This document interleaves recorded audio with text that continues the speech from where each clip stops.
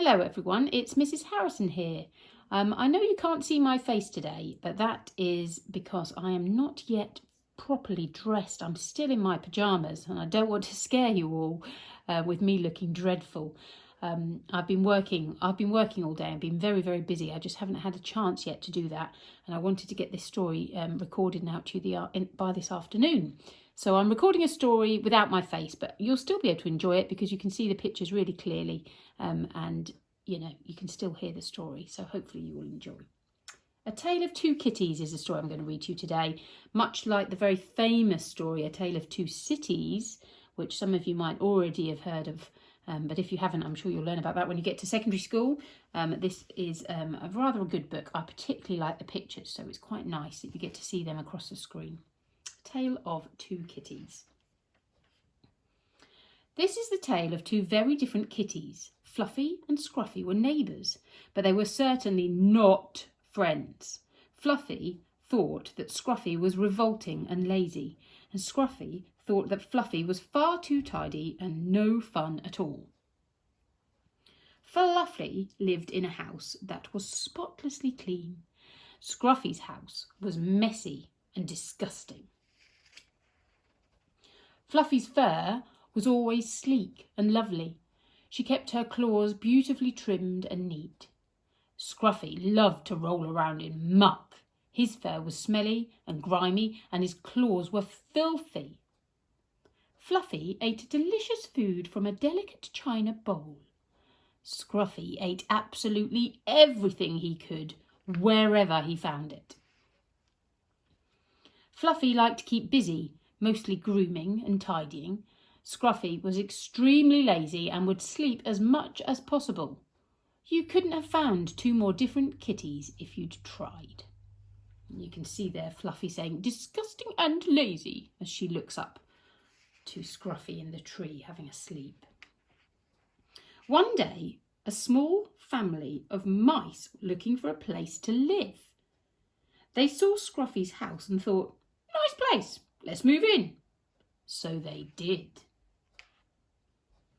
The mice quickly made themselves at home. They ate leftovers and rolled around in muck. They messed the house up even more. "This place is fun," the mice laughed. And it was, until Scruffy woke up.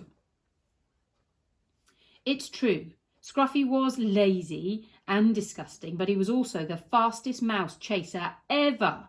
He chased the mice around the house, out to the garden, over the wall, and right into Fluffy's house. "Ha ha!" smiled Scruffy. "Let's see how Miss Fluffy Paws deals with all those messy mice."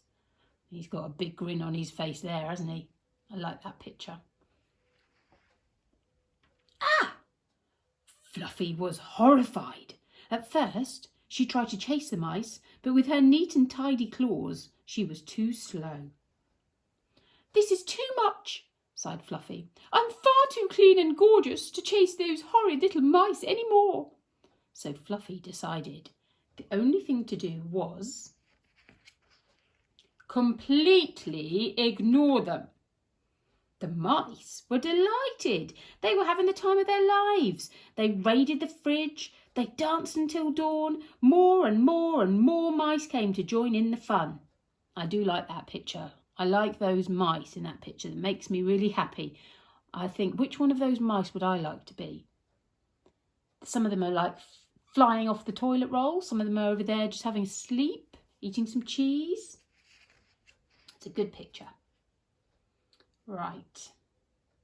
After the mice had scoffed all of Fluffy's delicious food, they sang rude songs really loudly.